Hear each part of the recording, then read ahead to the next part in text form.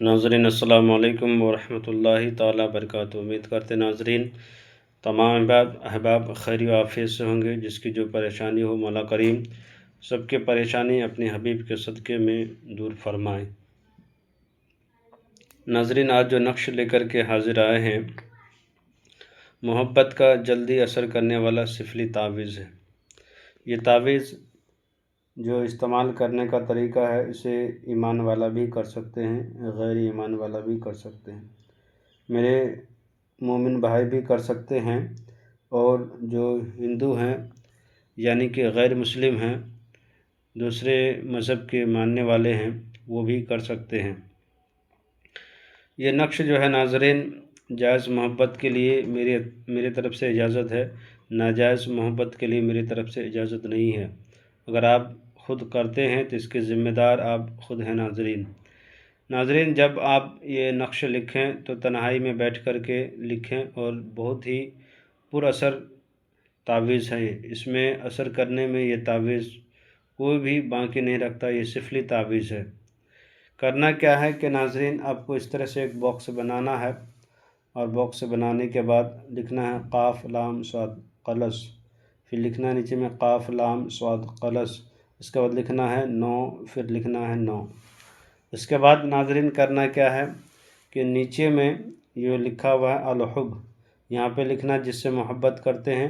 लिखा हुआ फ़लाँ बिन फ़लाँ, अगर लड़का है तो बिन लगाएंगे, लड़की है तो बिनते लगा के उसके माँ का नाम लिखेंगे। यानी कि लड़की से हम अगर मोहब्बत करते हैं एक मिसाली तौर पे तो उसका नाम यहाँ पे लिखेंगे, बिन की जगह पे बिनते लिख करके उसके माँ का नाम यहाँ पे लिखेंगे।